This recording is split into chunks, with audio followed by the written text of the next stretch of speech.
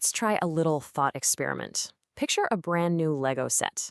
Now, imagine that Lego set costs more than the entire economy of some countries, weighs about 400 tons, and oh yeah, you have to build it while it's hurtling around the planet at 17,500 miles an hour. Well, you've just described the completely bonkers story of the International Space Station. So let's just start with the price tag, because wow, just look at that number. $150 billion. That makes the International Space Station the single most expensive object humanity has ever built. So the big question is, what in the world do you get for that kind of money? You get this. A floating laboratory the size of a football field, pieced together in pretty much the most hostile environment imaginable. I mean, it's a monumental achievement, not just of engineering, but of just sheer stubborn persistence. But the whole thing hinges on one massive problem, right? It's not like you can just, pull over to the side of the road and check the instruction manual. Building the ISS was a totally unique construction challenge, and they solved it with a wild combination of high-tech robotics, a little bit of brute force, and some surprisingly low-tech ingenuity. This is where the story just gets absolutely wild. We're talking about construction in space, a ballet of enormous metal cylinders moving at speeds that are almost impossible to wrap your head around, all put together by astronauts in these big, bulky, pressurized suits. You do it piece by painful piece. It took more than 40 separate missions. You had rockets from all over the place, American space shuttles, Russian Protons, Soyuz rockets, each one hauling these massive modules into orbit. The very first two pieces, Russia's Zarya and America's Unity modules, they were connected way back in 1998, and that was the tiny seed of what was to come. And this is where things just get kind of absurd. To help pay for all this, the Russian rocket that launched the supercritical Zvezda service module, well, it flew with the giant Pizza Hut logo plastered on the side of it. I mean, nothing says pioneering the final frontier quite like a corporate pizza sponsorship, right? So, how did they actually connect all these giant metal cans together? Well, there were basically two ways. The first is called docking. It's aggressive. A module literally slams into a port at just the right speed. Super risky.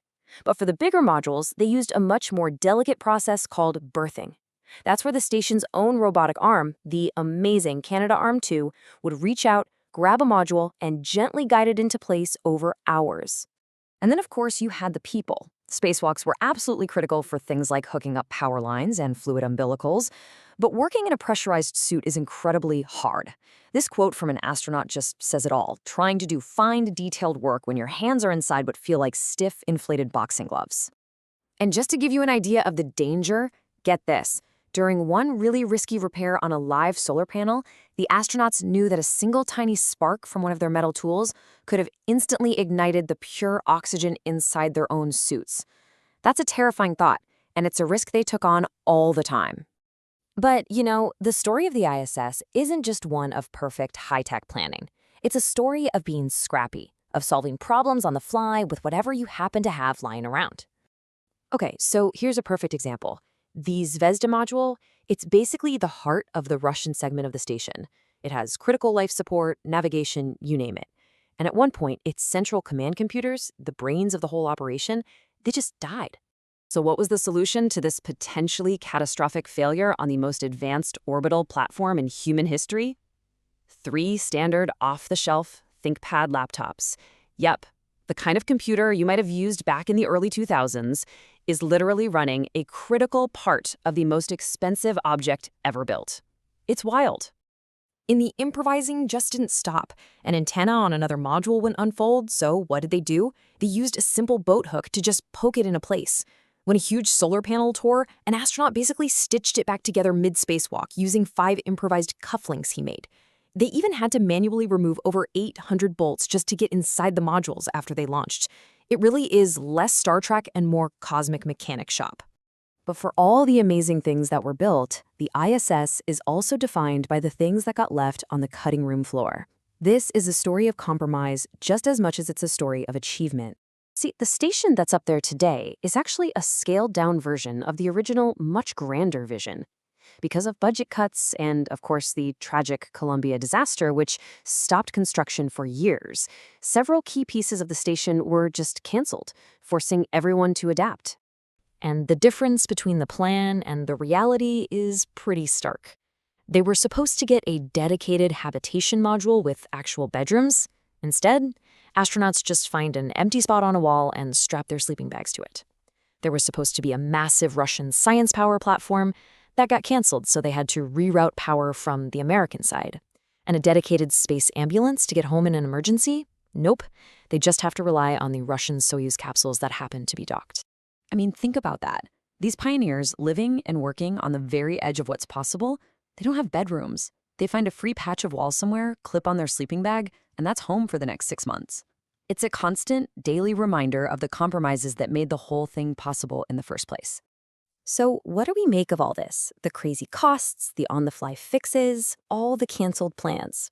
It all paints a picture of something way more complex and, honestly, way more interesting than just some perfect, sterile machine in the sky. Because in the end, this is what you get. Over 410,000 kilograms of hardware. It's a city in the sky, and it was built against every conceivable odd. The sheer scale of it is it's still breathtaking. And this is the true legacy, I think. It wasn't just built by one country. It was a massive international project that united 15 nations, including former Cold War enemies like the US and Russia, working towards a common goal. That political achievement might be just as impressive as the engineering one.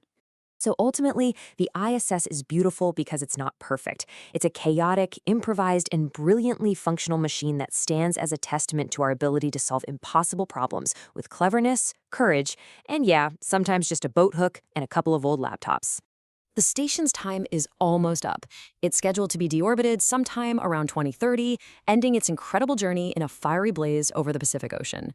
So as we look back at the unbelievable cost, the immense risk, and the incredible achievements, it leaves us all with one final, massive question to think about.